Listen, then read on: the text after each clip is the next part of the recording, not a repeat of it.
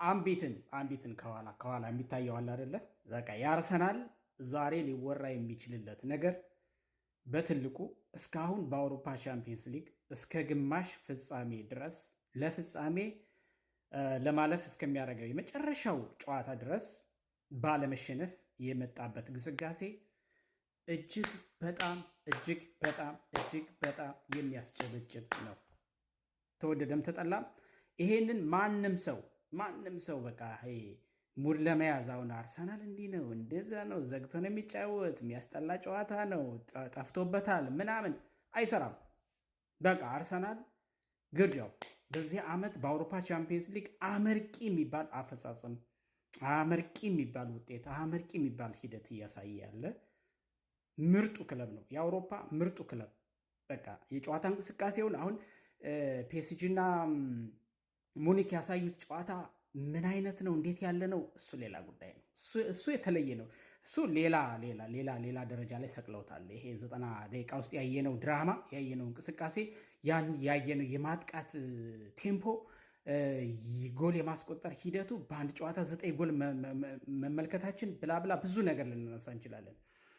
አትሌቲኮ ማድሪድ እና አርሰናል ያደረጉትን ጨዋታ ለብቻው የሚታይበት ሆኖ አርሰናል ግን ዘንድሮ በአውሮፓ ቻምፒየንስ ሊግ ያደረገው ግስጋሴ በምድብ አንደኛ ሆኖ ያጠናቀቀ፣ እስካሁን በመጣበት ሂደት ውስጥ 1-0 ማሸነፈ፣ አቻም ተለያየ፣ ምንም አይነት ሪከርድ ተመዘገበበት። ትልቁ ነገር በአጠቃላይ አንድ የ90 ደቂቃ ጨዋታ ማለት ወደ ፍጻሜ ለማለፍ እስኪቀረው ድረስ አልተሸነፈም። በቀጣይ በመልሱ ጨዋታ ይሸነፋል ወይስ ያሸንፋል እና ሳይሸነፍ ለፍጻሜ ይደርሳል? እሱ ሌላ ጉዳይ ነው። ግን እስከ ግማሽ ፍጻሜ ድረስ ሳይሸነፍ የመጣበትን መንገድ ግን ማንም ሰው እግር ኳስን በፌርነስ የሚመለከት ሁሉ ሊያጨበጭብለት የሚገባ ክለብ ነው አርሰናል ብዬ አስባለሁኝ። ወደ ዛሬው ጨዋታ ስንመጣ እውነት ለመናገር ብዙ ዲቴል ሊነሳለት የሚችል ነገር አይደለም። ሁለቱም ከጨዋታው በፊት ሲታሙበት እንደነበረው አትሌቲኮ ማድሪድም ተጠንቅቆ የሚጫወት ቡድን ነው። ዲያጎ ሲሞኔ እንደዛ አይነት ታክቲክ ይጠቀማሉ። ባርሴሎናን ጥለው ያለፉበት መንገድ በዚህ ልክ ሊተች የሚችል ነው። ነገር ግን እኔ ብዙ ጊዜ ለምሳሌ በተደጋጋሚ ከዚህ በፊት ጆዜ ሞሪኖን ብዙዎቹ ይተቿቸው ነበረ በዚህ ባህሪያቸው። እኔ ማምነው ደግሞ ምንድን ነው እግር ኳስ ውጤትን መሰረት ያደረገ ነው። ውጤትን ነው የሚፈልገው። ደጋፊው ምን ይፈልጋል? ውጤት ነው። የክለቡ አመራሮች እና የክለቡ ባለቤት አጠቃላይ ምን ይፈልጋል? ውጤት ነው። የትንፍጭው ዱቄቱን አምጪው ነው። ስለዚህ አሰልጣኞች ያዋጣናል የሚሉትን ታክቲክ ተጠቅመው ውጤት ይዘው የሚወጡበትን መንገድ ቢከተሉ ምንም ይሄ ወንጀል ኃጢአት አይደለም ብዬ አስባለሁ። በእርግጥ ተመልካቹ ደግሞ በጣም ኢንተርቴን የሚያደርግ የሚያዝናና ኳስን መመልከት ይፈልጋሉ። ምንም ጥያቄ የለው። ለማንኛውም ግን ዲያጎ ሲሞኔ እና አትሌቲኮ ማድሪድ በምንድነው በጥንቃቄ መሰረት አድርገው ውጤት ይዘው ለመውጣት ይሄ ኳስ አበላሽተውም ቢሆን የሆነ ውጤት ይዞ የመውጣት እንደዚህ አይነት ታክቲካል ዲስፕሊን አላቸው። ተጫዋቾቻቸውን በዛ ቅኝት ውስጥ ያሉ ናቸው። የዘንድሮ አርሰናልም ምናልባትም የአርሰናል የተባለ እግር ኳስ ክለብ ኔቸርም ባይሆን ተፈጥሮም ባይሆን ወይም ደግሞ አርሰናል በዚህ የሚታወቅ ክለብም ባይሆን ከቅርብ ጊዜ ወዲህ ግን በተለይ በዚህ የውድድር ዓመት ተከላክሎ ጥሩ ባልሆነበትም ሁኔታ አቻም ወጥቶ ወይም ደግሞ አንድ ጎል አስቆጥሮ እሷን አስጠብቆ በመውጣት ይሄ በጣም አግል የሆነውን በአርሰናል ቤት ይሄ ታይቶ የማይታወቀውን አስቀያሚ ጨዋታ ይጫወታል ብለው ብዙዎቹ በዚህ ይተቹታል።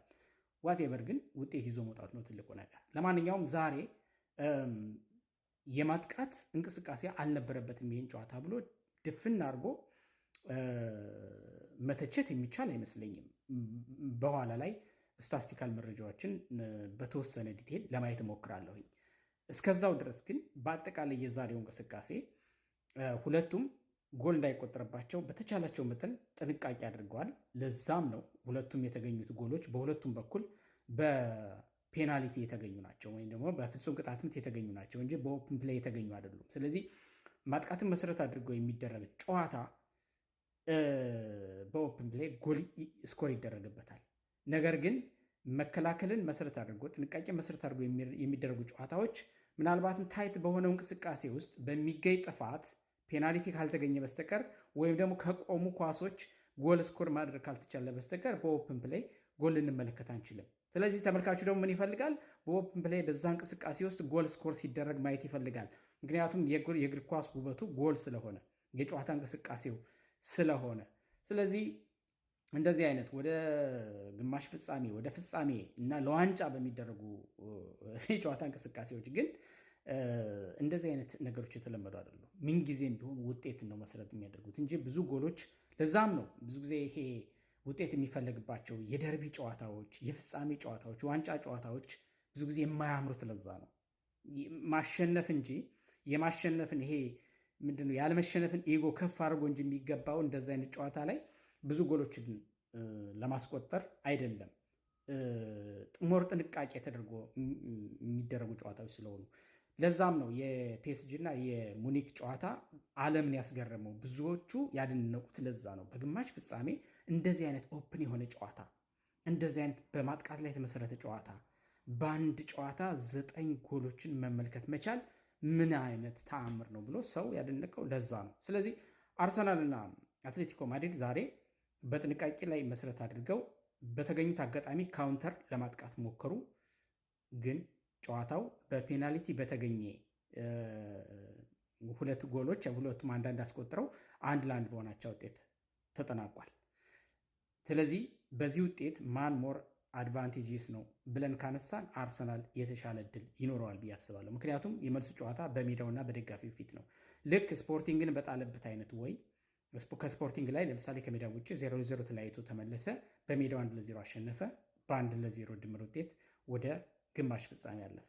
አሁን ደግሞ ወደ ፍጻሜ ለማለፍ ከሜዳው ውጭ 1-1 ተለያይቶ ተመለሰ፣ በሜዳው ቢያንስ 1-0 እንኳን አሸንፎ አትሌቲኮን ጥሎ የማለፍ እድሉ ትንሽ ከፍ ያለ ነው። ያ ማለት ግን ጨዋታውን ገሎታል፣ የተሻለ እድል አለው ማለት አይደለም። ስለዚህ የተሻለ እድል ግን አርሰናል አለው። ከሜዳ ውጭ እንደመጫወቱ መጠን ውጤት ሼር አድርጎ 1-1 በሆነ ውጤት መለያየቱ የተሻለ ነው። ያለኝ ኮሜንት በአጭሩ ያን ያህል አሁን አርሰናል በጣም የሚረገም በጣም ልክ አይደለም የሚባል ይሄ መከረኛ አርቴታ አሁንም ቢሆን ውርጅብኙ መቀጠሉ አይቀርም። ከውጭም ከውስጥም ዛሬ የተከተለው አጫወት በፍርሃት ላይ የተመሰረተ ነው፣ በጥንቃቄ ላይ የተመሰረተ ነው፣ መከላከል ነው ምናምን መባሉ አይቀርም። ጎሉም ያው ሴት ፒስ ነው፣ የቆመ ኳስ ነው። ፔናልቲ በነገራችን ላይ የቆመ ኳስ ነው። ስለዚህ ሴት ፒስ ነው የሚባለው ፔናልቲ በራሱ የማዕዘን ምት በለው የትኛውን ቦታ ላይ ቆሞ ስኮር የተደረገ ኳስ ያው ሴት ፒስ ነው። ስለዚህ የተገኘችውም አንድ ጎል ሴት ፒስ ናት። አሁንም ሴት ፒስ ነው። ኦፕን ፕሌይ የለም። የታለ ማጥቃት የታለ በኦፕን ፕሌይ ስኮር ማድረግ ማለታቸው አይቀርም። ግን ዋቴቨር እኔ በተመለከትኩት ምናልባትም ማይክል አርቴታ ዛሬ ራያ የሚባል በረኛ ባይኖር ኑሮ ወይም ግብ ጠባቂ ባይኖር ኑሮ ምናልባትም ተጨማሪ ጎል ሊያስተናግድ ይችል ነበር። አትሌቲኮ ማድሪዶች መከላከላቸው እንዲጠበቀ ሆኖ በተለይ ሰከንድ ሃፍ ወደ 60ኛው ከ60ኛው እስከ 70ኛው አካባቢ ወይም ደግሞ ከ55ኛው እስከ 70ኛው ደቂቃ አካባቢ ከፍተኛ የሆነ ተጽዕኖ ጫና ነበር ያሳደሩት። ግን ያው የአርሰናል የመከላከል ጥንካሬና የዴቪድ ራያ ምርጥ ብቃት ጎል እንዳያስተናገድ ሆኗል። ከዛ ውጪ እኔ ቤን ዋይት የሚባልሽ ክሪስቲያን ሞይስኬራን የመሰለ የዲፌንሲቭ ሚድፊልደር ወይም ደግሞ እንደ ፉልባክም ምርጥ የሆነ ተከላካይ ቁጭ አድርጎ ቤን ዋይትን ለምን እንደሚያሳልፈው አይገባኝም። ያችን ፔናልቲ ያሰጠው ቤን ዋይት ነው። በእጁ ነው ያጨማለቀው ኳሱን። በቃ ወደ ቫር መሄድ የማይጠበቅበት ነበር። በግልጽ የሚታይ ነበረ። ፔናልቲው ፒውር ፔናልቲ ነው። ስለዚህ ይሄ ብዙ ጊዜ ተከላካዮች ፔናልቲ የሚያሰጡት በእጅ የሚነኩት ሲርበተበቱ ነው። ይሄ የአቋም መውረድ ሲኖር፣ አለመረጋጋት ሲኖር፣ ኮንፊደንስ እና ልምድ አለመኖር ሲከሰት ነው እንደዛ ነገር የሚመጣው። ቤን ዋይት በጣም ተራ ተጫዋች ነው እያልኩ አይደለም፣ ግን ክሪስቲያን ሞይስኬራ የተሻለ ሰው ነው ብዬ አስባለሁ ቤን ዋይት ባለበት ቦታ ላይ። ስለዚህ ክሪስቲያን ሞይስኬራን ቁጭ አድርጎ ቤን ዋይትን ቋሚ ማድረግ ልክ አይደለም በእኔ እይታ ለአርቴታ። አሁን አርቴታን ክሪቲሳይዝ ማድረግ ከሱ እኔ የተሻለ አውቃለሁ ማለት አይደለም፣ እሱ ስራው ነው። ግን ይሄ በኋላም ቀይሮ ያወጣው በቤን ዋይት ነው ክሪስቲያን ሞይስኬራን። ግን ዘግይቷል ባይ ነኝ። እንደው ቋሚ ተሰላፊ እንኳን ባያደርገው ቶሎ መቀየር ነበረበት። ክሪስቲያን ሞይስኬራ መከላከል ብቻ ሳይሆን እንደው ኢላማዋን አልጠበቀችም፣ ለጥቂት ወጣች እንጂ ጎል የማግባት ሙከራም ሁሉ ሲያደርግ ነበር እና ቤን ዋይት ከጉዳት ከተመለሰ በኋላ ጥሩ አቋም አይደለም ያለው። ስለዚህ ቤን ዋይትን በዚህ ልክ መጠቀም ልክ አይደለም። ከዚህ ውጪ አርሰናል ዛሬ ይዞት የገባው ታክቲክ በአጠቃላይ ጥሩ ነው የሚል እምነት አለኝ። ምክንያቱም ከዚህ የተሻለ አማራጭ ይዘህ መግባት አትችልም። ከሜዳ ውጭ ነው ጨዋታው። አትሌቲኮ ማድሪድ ነው ዘግቶ ክፍተት ካገኘ ሊገል የሚችል ስኮር ሊያደርግብህ የሚችል አይነት ቡድን ነው። ስለዚህ ልክ አትሌቲኮ ማድሪድ በሜዳውና በደጋፊ ፊት እንደመጫወቱ መጠን ባርሴሎናን እንዴት ጥሎት እንዳለፈ ቀድሞ የነበረውን አቅም የተረዳ ይመስለኛል ማይክል አርቴታ። ስለዚህ ለአትሌቲኮ ማድሪድ ዛሬ ይዞት ለገባው አሰላለፍ አርሰናል መስጠት የነበረበትን ምላሽ ሰጥቶ ከሜዳ ወጥቷል ብዬ አስባለሁ። ትንሽ ጥፋት ብዬ ያሰብኩት እንዳልኳችሁ ሞይስኬራ ቁጭ ብሎ ቤን ዋይትን ቅድሚያ የመሰለፍ ዕድል በመስጠት ያችን ፔናልቲ እንድትገኝ ያደረገ። ጎል ተቆጠረ፣ 1-1 በሆነ ውጤት አለቀ ጨዋታው። እስ ኦኬ፣ ምንም ማለት አይደለም። በአጠቃላይ በሜዳው እና በደጋፊ ፊት እንደመጫወቱ መጠን በኳስ ቁጥጥሩ በአቤሪጅ ማለት ነው ያዝለቀቅ ነበረው ጨዋታው። ግን በአቤሪጅ እንዳጠቃላይ በአቤሪጅ ሲታይ በኳስ ቁጥጥሩ በተወሰነ ደረጃ ብልጫ ነበረው አትሌቲኮ ማድሪድ። 51 በመቶውን ብልጫ ወስዶ ኳሱን ተቆጣጥሮ እንደተጫወተ መስታቱ ያሳያል። በአጠቃላይ ግን ይሄ ምንድን ነው እሱ በአትሌቲኮ ማድሪድ መከላከልን መሰረት አድርጓል፣ ጥንቃቄን መሰረት አድርጓል ስል አርሰናልም ጥንቃቄን መሰረት አድርጓል፣ መከላከልን መሰረት አድርጓል ስንል ያን ያህል 100% መከላከልን መሰረት ያደረገ ጨዋታን ያደረጉ ሁለቱም ክለቦች ብሎ ማለት ደግሞ አይቻልም። ምክንያቱም በካውንተር አታክም አንዳንዴም ደግሞ አንዱ ለአንዱ ክፍተት የፈጠረ በሚመስል ጊዜ ወደ ጎል የሚደርሱበት መንገድ በጣም ጥሩ ነበር። ያን ያህል ዝግ የሆነ ጨዋታ ነበር ብሎ ማለት ደግሞ አይቻልም። ለዚህም ምስክሩ በተለይ አትሌቲኮ ማድሪድ 18 ሹቶችን ሙከራዎችን ያደረገው ቶሎ ጎል ላይ ይደርሱ ነበር። አርሰናል በበኩሉ 11 ሹቶች ነበሩት። ያው በ7 ሙከራ ይበልጠዋል አትሌቲኮ ማድሪድ አርሰናልን ኦፍ ኮርስ። ስለዚህ ሞር በካውንተርም በምንም አንዳንዴ ወደፊት ተጭኖ የመጫወት እንቅስቃሴው እንዳልኳችሁ ከ55ኛው ደቂቃ በተለይ ሁለተኛው አጋማሽ ላይ እስከ 70ኛው ደቂቃ ድረስ ሞር ተጭኖ የመጫወት እንቅስቃሴው ኢንቴንሲቲው ከፍ ያለ ነበረ። የማን ነው? የአትሌቲኮ ማድሪድ። ከዛ ውጪ አትሌቲኮ ማድሪድ 4 ኢላማቸውን የጠበቁ ሙከራዎችን አድርጎ ነበር። ቅድም ስናገረው እንደነበረው እድሜ ለዴቪድ ራያ አምክኗቸዋል። አንዷም የተቆጠረችው ጎል ያው በፔናልቲ ነው እንጂ በሾት ምርጥ የሆኑ ጎል መሆን የሚችሉ 4 ሙከራዎችን ፒውር የሆኑ ሙከራዎችን፣ አንደኛው አንግል የመለሰው አምልጦት አንግሉ የመለሰው ግሬዝማን የሞከራት በጣም አደገኛ ሙከራ ነበረች። አርሰናል 2 ያለቀላቸውና ኢላማቸውን የጠበቁ ሙከራዎችን አድርጎ ነበር። ስለዚህ የማጥቃት እንቅስቃሴውም ሹት ሙከራውም ቀላል አልነበረም። ስለዚህ ፕሬዠር የነበረው መከላከልን መሰረት ያደረገ እንደገና ደግሞ ጫናም የነበረው ጨዋታ ነበር ብሎ ማለት ይቻላል። እንግዲህ ሌላው ማሳያ መከላከል ብቻ እንዳልነበረ ይሄ ጨዋታ ሌላው ማሳያ ምንድን ነው? ለምሳሌ አትሌቲኮ ማድሪዶች በአርሰናል የግብ ክልል ውስጥ የሳጥን ግብ ክልል ውስጥ 25 በመቶ ኳሱን ነካክተው ማለት 25 ጊዜ ኳሱን ነክተዋል። በአርሰናል የፍጹም ቅጣት ምት ክልል ውስጥ ይሄ ማለት ብዙ ንክኪ ነው። በዛ በቦክስ ኤሪያ ውስጥ ብዙ ንክኪ ነው። አርሰናል 22 ጊዜ ነክቷል በአትሌቲኮ ማድሪድ የፍጹም ቅጣት ምት ክልል ውስጥ። ይሄም በጣም ብዙ ንክኪ ነው። ስለዚህ አሁን ይሄ በተቃራኒ ወይም ደግሞ ተጋጣሚ የቦክስ ክልል ውስጥ የፔናልቲ ሰርክል ውስጥ 25 እና 22 ጊዜ ኳስ ነኩ ማለት አንዳቸው በአንዳቸው ክልል ውስጥ ያ ማለት መከላከልን ብቻ አድርገው በግማሽ ሜዳ በራሳቸው ሜዳ ላይ ተወስነው አልተጫወቱም ማለት ነው። ስለዚህ በተቃራኒ የግብ ክልል ውስጥ የመድረስ ሬታቸው ያን ያህል ብዙ የተገደበ ነበር ብሎ ለማለት አይቻልም። ስለዚህ በዚህ መንገድ ሁለቱ ቡድኖች ጨዋታቸውን አጠናቀዋል። ለማንኛውም እንግዲህ በምን ይሆን ነገሮቹ ሁሉ በንጽጽር ሲታዩ አንደኛው ተነጻጻሪ ከፍ ብሎ ከታየ አንደኛውን ተነጻጻሪ ደግሞ ዝቅ ካለ ያው በደም ዝቅ ያኛው ከፍ ያለው በጣም ከፍ ካለ ከሰቀለው ስለዚህ ያኛው ዝቅ ማለቱ አይቀርም። ምን ማለት ነው? በፒኤስጂ እና በሙኒክ ጨዋታ አይን ስንመለከተው ይሄ ጨዋታ ዝቅ አድርገን ልንመለከተው ካልሆነ በስተቀር የግማሽ ፍጻሜ ጨዋታ እንደመሆኑ መጠን በጣም ትልቅ ሬት ያለው በጣም ምርጥ የሆነ እንቅስቃሴ በሁለቱም ቡድኖች በኩል የተመለከትንበት ጨዋታ ነው ብሎ ማለት ይቻላል። አርሰናል እንግዲህ እንዳልኳችሁ ትልቁ ክብሩ እስካሁን በአውሮፓ ቻምፒየንስ ሊግ መድረክ ምንም አይነት ሽንፈት ሳያስተናግድ የተወሰኑ አቻዎች አሉት። በአብዛኛው ግን አሸንፎ እዚህ ደረጃ ላይ ተገኝቷል። እንግዲህ ወደ ፍጻሜ ለማለፍ የ90 ደቂቃ እድሜ ብቻ ነው የሚቀረው። ምናልባት ለፍጻሜ የሚደርስ ከሆነ አርሰናል የዘመናት ህልሙን ሊፈታ የሚችልበት እድል አለ። አሁን ብዙዎቹ ምን ይላሉ?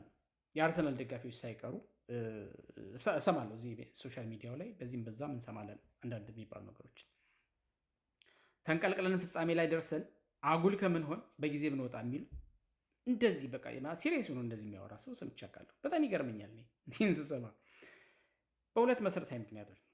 አንደኛ ለፍጻሜ ከደረስክ በኋላ 90 ደቂቃ ነው የሚወስንህ።